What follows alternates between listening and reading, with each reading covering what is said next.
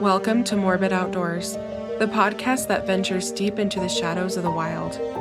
Here, we unravel the mysteries of missing persons, explore spine-chilling legends, and share the most morbid stories that nature has to offer. From the depths of the dense forests to the highest mountain peaks, we'll uncover the secrets that lie hidden in the great outdoors.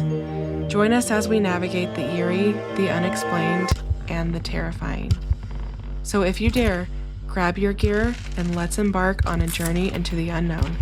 This is Morbid Outdoors.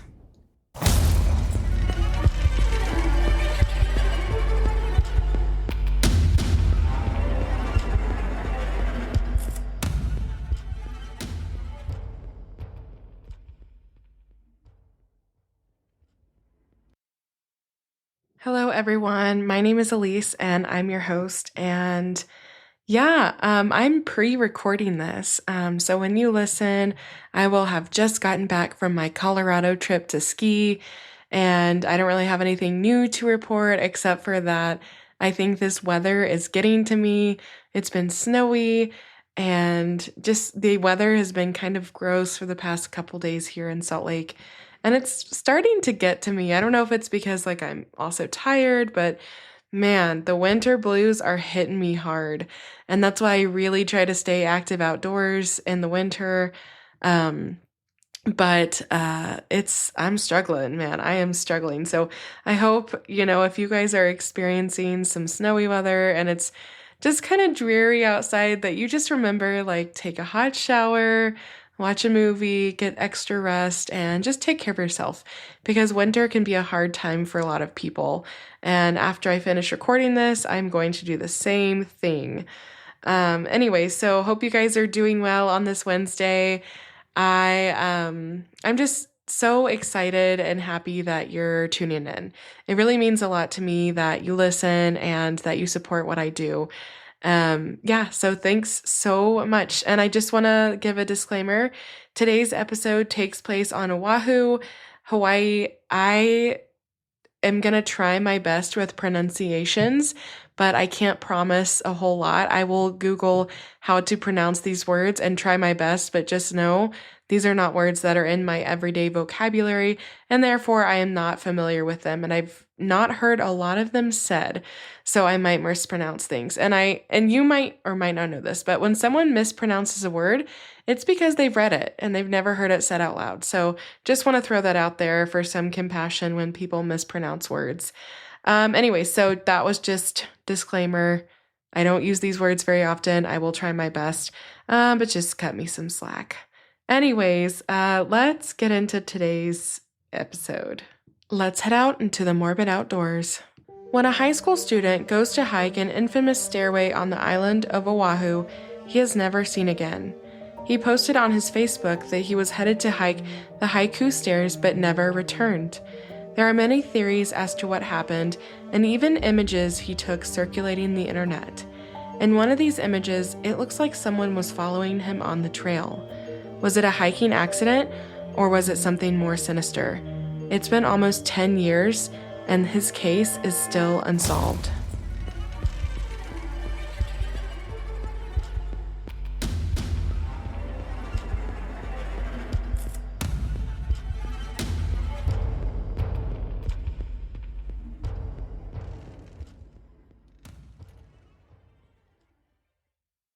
Okay, so I have been to Oʻahu. I actually went this past summer.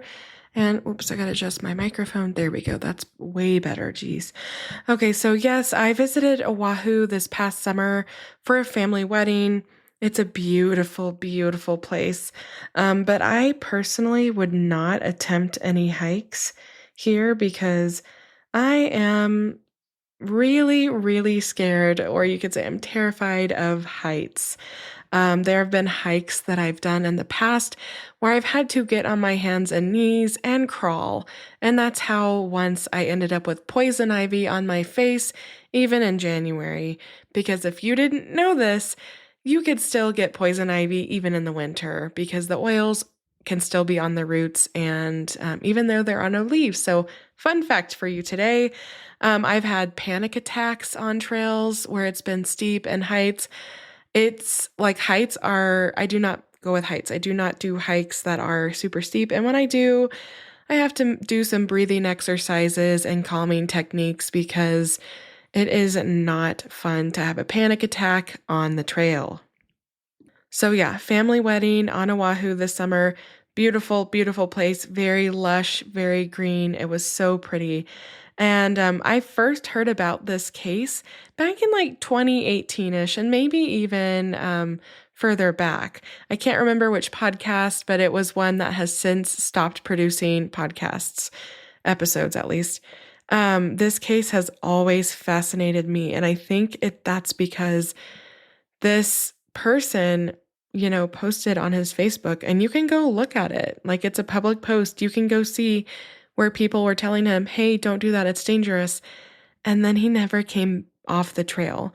Now, there are a lot of comments about this online in terms of theories and people's assumptions about what trail versus another trail.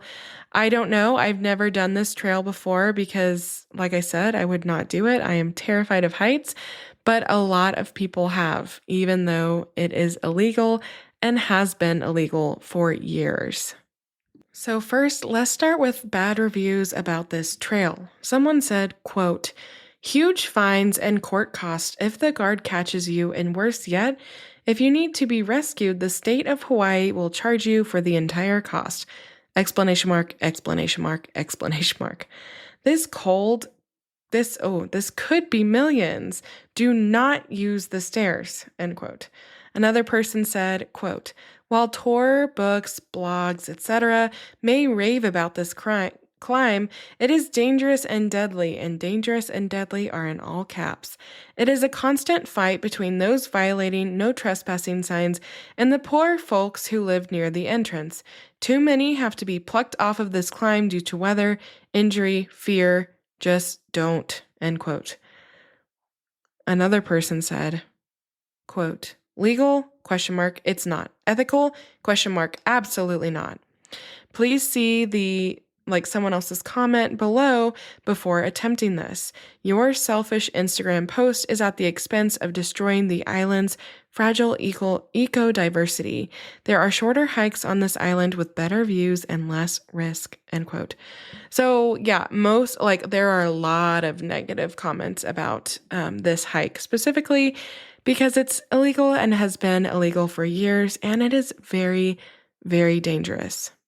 Just for instance, this hike is more than 9 miles, and there are over 7,000 reviews on all trails. It's listed as private property and lots of comments about it being illegal to hike. But do people still hike it even though it's listed as private property and illegal? Yes, a lot of people do. I think a lot do it for the challenge, but I also think some people do it just for the Instagram post. That's not okay. That's never okay.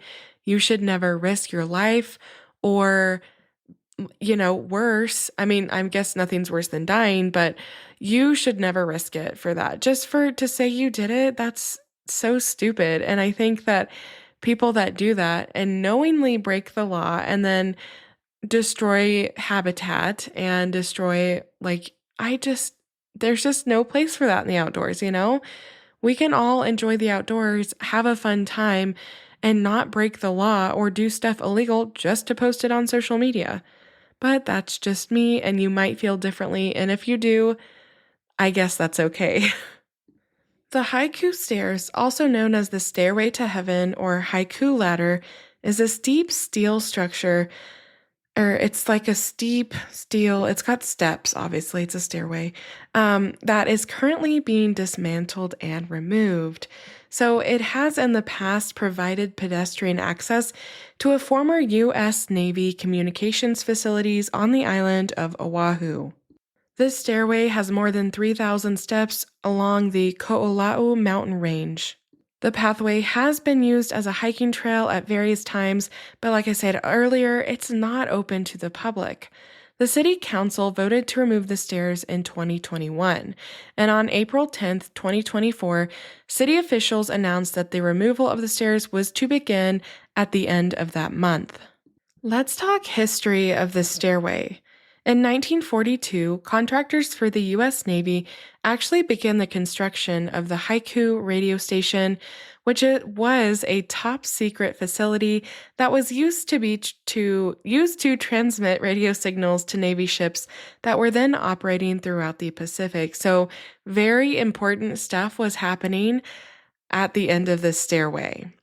And in order to obtain the necessary height for the antenna, the Navy stretched them across the Haʻikū Valley, which acted as a natural amphitheater.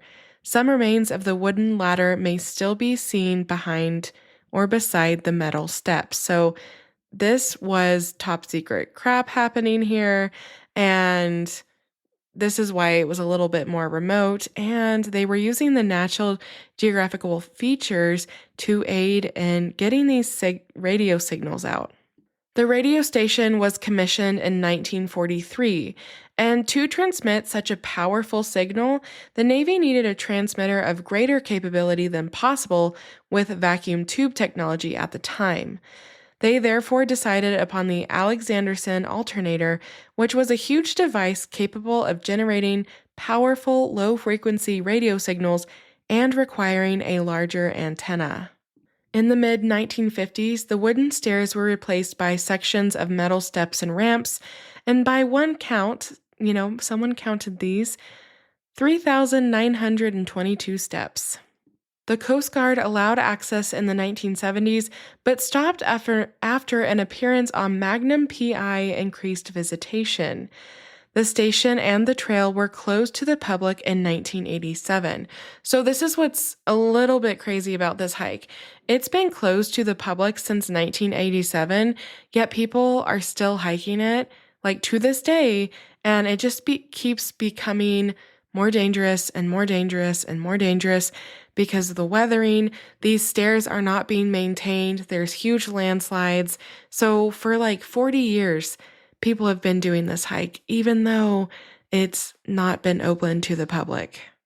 So in 2003, there were actually plans to reopen the stairs to the public, and the stairs were repaired at a cost to the city for about $875,000.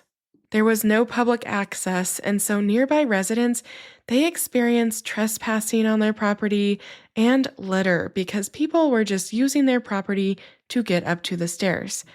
In early 2018, the city and county of Honolulu had stated that there was no plan to open the stairs for public use, and they cited liability concerns. And I don't think this is BS. This is actually, there's a lot of dangers on this trail. Some hikers ignored the no trespassing signs and continued to climb, contributing to the local community's misgivings about reopening the structure. In 2020, the Board of Water Supply released final environmental impact statement that evaluated alternatives. The process collected comments through small group and public meetings with various agencies, landowners, community organizations, and individuals. It estimated that the removal of the stairs could cost as much as $1 million. The board voted unanimously on April 27, 2020, to transfer the Haʻikū stairs over to the city since the stairs were a liability that did not align with the agency's mission. The city had 18 months to take over, or the stairs would be torn down. The city anticipated operating the trail as a paid attraction, but we all know that's not what actually happened. The city of Honolulu took possession on July 1st, 2020. After consideration of the significant liability and maintenance expense for the city, along with the impacts to the quality of life for nearby residents, the city manager was urged to remove the Haʻikū stairs by non-binding Resolution 21-154, which was unanimously passed by the City Council in September of 2021. The budgeted cost to remove the stairs grew to over $1 million, and that estimate was $1.3 million. Now, of course, there were a lot of people opposed to having the stairs removed, and one of those groups was Friends of Haʻikū Stairs, which was a volunteer group aimed at preserving the trail, and they did object to this decision. They said that they have a plan managing safe public access and trespassing at no taxpayer cost. The mayor said that the removal will proceed as a high-use tourist attraction is inappropriate with an entrance through a residential neighborhood that lacks the room for necessary facilities such as parking. And I cannot disagree with him there. Now, in April of 2024, the city announced that the nearly $2.6 million removal process would begin by the end of the month. The contract to remove the stairs was awarded to Nakoa Companies Incorporated, and as of April 16th, 2024, it has been announced that it would be completely demolished. In his own words, Mayor Rick says, quote, "I can promise you that this was not a capricious decision," end quote. As crews began the dismantling process to prepare the stair sections to be flown out by helicopter, the police gave out citations to people attempting to ascend the trail by entering a construction area. So they've got this place on lockdown. So I want to talk about some of the things that have happened on the trail. I'm sure that there have been more rescues than I can count, but the following is just a little recap of some significant issues that have happened on the trail in recent years. In August 2012, Don Tiki, show singer and comedian Friss Hassenpuch, died of a heart attack during his Haʻikū Stairs climb. Wikipedia said, quote, "There have never been any serious injuries or deaths due to an accident on the stairs," end quote. But I'm not so sure. I mean, we have this person that died of a heart attack, and that's not really an accident due to falling or slipping, but I think it's not okay. It's not accurate to say there have been no accidents on the stairs, because in 2015, Dalen Pua went missing and we don't know where he's at, and he could have likely fallen. So we're going to talk about that, but here's another incident that happened. So in 2014, 6 people were arrested and 135 people were cited for climbing the stairs. The city prosecutor's office says that criminal trespass in the second degree carries a $1,000 fine. There have been several other minor injuries over the years between 2021 and 2022. There have been more injuries and rescues of hikers trying to access the top of the stairs through the hiking trail via the Mauna Lua Ridge, which is longer and more difficult, which has resulted in many hikers being rescued near the Haʻikū Stairs, but not on the stairs themselves. This actually reminds me a lot about the Magic Bus in Fairbanks, Alaska, that Christopher McCandless died in, and it became popularized, and lots of people have tried to get there, and a lot have succeeded, but there have also been many people that have died just trying to get to see this bus. And these stairs, it's kind of in that same group of people have gotten seriously hurt and died trying to do this hike, because it's like this, popular thing, and I want to do the stairs. And yeah, so we have seen this before. This is not the first time that this kind of thing has happened. In late August to early September 2024, 14 people were arrested for accessing the stairs. All of the people arrested have been charged with criminal trespassing, which is a misdemeanor that can result in up to 30 days in jail. 8 of the 14 were arrested on September 3rd, although it's not clear if they were all hiking together. Our story, or our case today, actually takes place in early 2015. February 6, 2015. I've seen several reports of him being 17 or 18. I'm not exactly sure which is the right reporting, but Dalen Pua was 17 or 18, and he told his family he was going to hike the Haʻikū Stairs.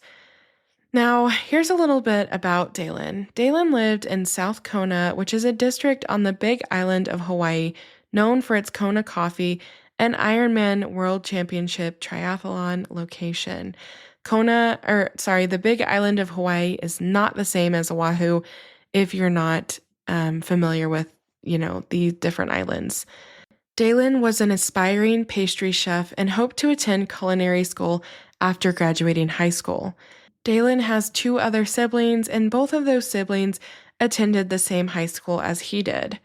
And the high school that he attended was a Hawaiian immersion school. Dalen was a senior at the time of his disappearance, and he had his entire life ahead of him. He had many friends and enjoyed spending time on the beach, photography, hiking, and swimming. Now, it was said in one source that he was a light to many people and a super adventurous person who also loved singing and dancing hula. At the time that he was on Oahu, he was visiting his grandmother. And I said he had 2 other siblings, and those were the siblings that were going to the same high school as him. But he actually came from a very large family because he was one of 7 children. He had told his grandmother of his plan, and she told him not to hike the Haʻikū stairs because it was illegal and she was concerned about his safety. Now, some people are determined to make it to the top, and hikers sometimes go the back way through a different trail and up the mountain from the other side, which is actually considered more treacherous than the stairs. Earlier that same month, a storm had made the stairs impassable thanks to a landslide that took out a large portion of it. It's believed that Dalen went through the longer trail through the Mauna Lua Valley and not up in the stairs as he has mentioned in one of his Facebook comments. Now, he posted on February 25th a photo, and his caption was, quote, "Stairway to heaven, clapping hands, smiling face emojis. Hiking this insane hike tomorrow. Wish me luck," end quote. Someone commented, "Isn't it closed? And if you go up there, you're going to get a big fine." So people were telling him, "Hey, it's closed. Can't believe you're going to do that, Dalen commented back, "Yes, it's closed, and yes, you can get a citation, but the citation isn't that bad. But there's other ways to getting to the stairs without breaking any laws." And the other person replied, "It's like super closed now though, because there's a landslide that took out a lot of the stairs. Please be careful." Dalen's reply was, "Yeah, that happened early February and the stairs are broken in the beginning, but that's not the only way to the top of the ridge. I'm taking a different way. Thanks. I'll be careful." Now, this is a huge reason why I think about this case often. It is this interaction on his Facebook photo is very foreboding. That's why a lot of people think he didn't take the normal stair route. He was taking the longer, more treacherous route. In the Mauna Lua Valley, there are 2 trails that lead to the back part of Haʻikū Stairs. This was a quote that I found on SFgate. Quote, "There's a ridge trail, which is the popular way to do it. Then there's the valley trail, which is the less popular way." And the person that actually gave this quote was Ethan Pearson Pomerantz, who's the president of the Oʻahu Search and Rescue. And he also went on to say that in 2015, the junction of those 2 trails, the ridge and the valley trail, was not super well marked. And it's entirely possible that Dalen went the other way. Dalen left that morning at around 6 a.m. and caught the bus to the trail. He texted photos to his family and friends a few hours later. And I'm sure that his family was nervous, but felt good that he was able to send photos and had cell service to communicate with them. A lot of times that is a huge barrier when you're outdoors and you can't get a hold of family. I have a personal locator beacon that I use to text my husband, and he can see my location, even if I don't have cell service. And I just want to throw this out there. If you are not familiar with the 10 essentials that you need to bring when you recreate outside, please see the show notes and always, always have those with you. Now, despite Dalen having cell phone service and updating his family, that communication ceased. And his family was really, really worried. Dalen went missing on Thursday, February 26th, and was reported missing on Friday, February 27th. The Honolulu Fire Department began its search Saturday morning. Now, in Hawaii, the standard procedure for missing hikers is to search for up to 3 days unless new information or more clues are found. I think that's an extremely short time to search for someone, especially because Hawaii is so lush with water and fruits that people could survive on for days to weeks, still lost. And I think that's actually happened in more recent years. The department's search for Dalen was extensive. In over 3 days, firefighters hiked the stairs and also searched from above from inside a helicopter. Everyone was searching the ridge where Dalen's phone had last pinged. And on Sunday, the captain told KHON TV that they had ruled out the ridge that the stairs are on. However, the summit trail, quote, runs the length of the Kualau mountain, end quote. As the fire department's search was coming to a close on Monday, hikers doing their own search reported hearing a cry for help in the Mauna Loa Valley side, which prompted the Honolulu Fire Department to extend its search another day. Taking to Reddit 10 years ago, this is a post from 2015, and someone called D. Clandry said, quote, "A lot of people have their information mixed up. I could never explain to you the feeling I felt when I heard a cry like that." The hiker did not trespass and go up the stairs. By the looks of the photographs, he didn't even make it to the stairs. The hiker went up in the Mauna Loa Valley way. I am not a local, so I don't really know any of the names of the ridges. All I can do is try my best to explain to others where we went and where it was that we heard him. We started the hike on the trail about 20 feet from a different trail. We had hiked about 3 hours up. We were yelling to each other to make sure that others were okay because we were so far apart. The wind died down for just half a second, and we hear a scream, "Help me!" It shook me up so bad that I had to sit down and even call 911. My friends were about 50 yards in front of me, and little did I know, they were also calling 911. All 5 of us heard it at the same time. If we were going straight at the trail, the voice was coming from the left. It was coming from down below. It did not seem as if it was echoing, nor did it seem very far away. The scary thing is that after about an hour, once the rescuers were there, my friend and I were bound and determined to get to the top of the stairs, so we decided to continue on, and the other 3 stayed where they were. As we were continuing at the ridge, we could hear the firemen or rescuers down below whistling and calling for him. Again, the wind died just a tad, and we heard, "I'm down here." My friends and I both stopped in our tracks and started screaming for him. It was not the rescuers. The voice was different than the calls from the rescuers. I immediately called 911 again. We stayed up there for about another hour without moving to try and listen for him again. The wind was so bad and the clouds are starting to roll in, so it's hard to hear anything. My friend and I that heard that last cry are heading up to the ridge tomorrow the same way that we went Monday. It's hard to explain where the location was when we heard it, as well as where the voice was coming from. So in an effort to find him, we're going back tomorrow when I get off at work at 7:30 a.m., end quote.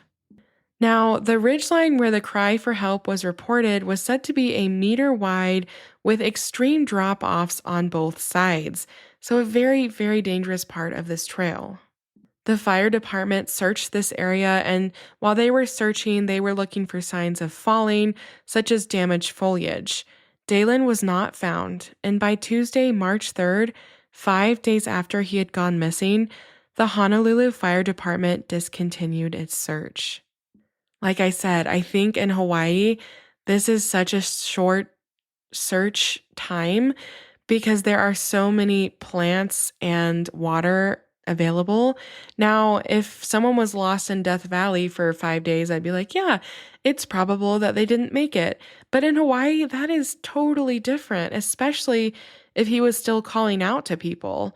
Although that's like not confirmed, so I don't know Was it really Dalen? I don't know.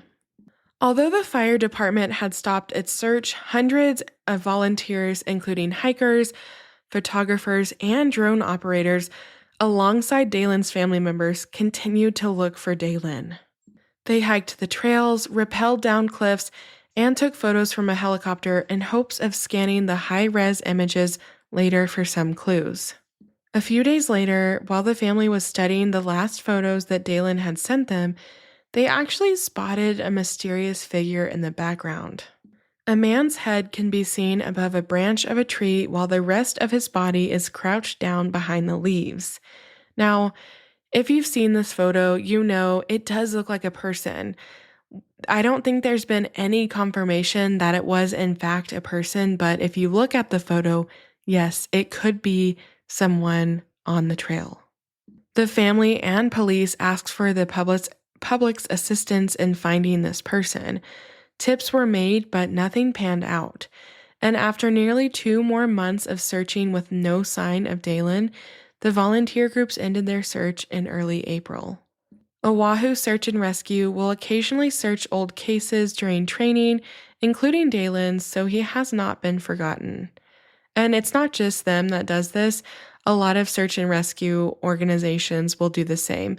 They will do trainings on old cases. Now, there have been little to no updates since 2015. It will be 10 years next month, and his family is still searching for him. After Dalen went missing, his sister-in-law launched a Facebook group called Search for Moki Pua, and Moki was his nickname, to keep in touch with and provide updates to those involved in the search for Dalen. Now, I could not find this Facebook group still active, so I'm assuming that it has since been deleted or been made private. Like I said, it's going to be 10 years this next month, and Dalen is still missing. And this is a heartbreaking story because, there was cell phone service. His family knew which trail he was on, and he seemed to do a lot of things right, so to speak.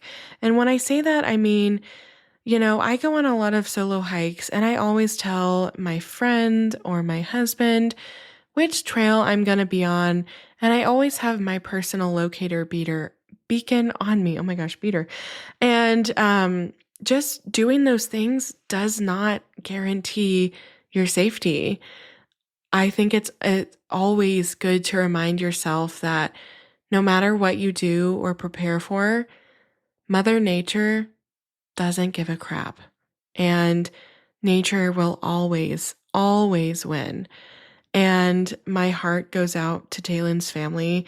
I know that this year is going to be a really, really hard year for all of them and the searchers who never found Dalen. It's been 10 years and he is still missing. No one has found any evidence, his phone, clothing, or anything. I know a lot of people think that there's foul play involved in this case because of that picture of that man. And yeah, it is a possibility. But I think if you remember Occam's razor, it's likely that he got turned around or he slipped and was unable to be rescued due to the very, very dense foliage and terrain. But I want to hear what you guys think. If you're familiar with this case, what do you think happened to Dalen? And I don't know, what's it going to take to find him? So let me know in the comments about what you think happened. If you know anything about the 2015 disappearance of Dalen Pua, you can contact Crime Stoppers Honolulu by calling 808-955-8300 or clicking the web tip button on the Crime Stoppers Honolulu website. Recreate responsibly, and remember, sometimes the great outdoors aren't always great. Thanks for listening to Morbid Outdoors. If you're enjoying what you're hearing, make sure to subscribe to the show on your favorite podcast platform. It's free, easy, and it helps us out immensely. When you subscribe, you get updates on our latest episodes, and it also boosts our visibility, making it easier for other curious souls to find us. Another great way to support Morbid Outdoors is by leaving us a review. Whether you're on Apple Podcasts, Spotify, or wherever you listen, a quick review helps us know what you love about the show. Find us on Instagram and Facebook at Morbid Outdoors Podcast. You can email us case suggestions and your campfire stories at morbidoutdoorspodcast@gmail.com. Thanks so much for the support, and I'll see you next time.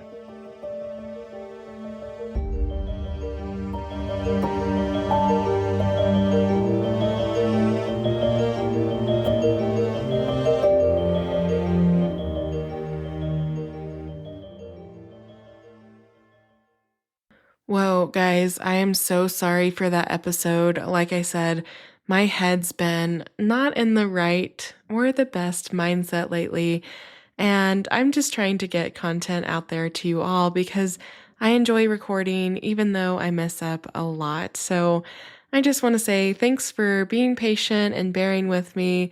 That might have been a hard episode to listen to, but I tried my best. So thank you, and I'll see you next week.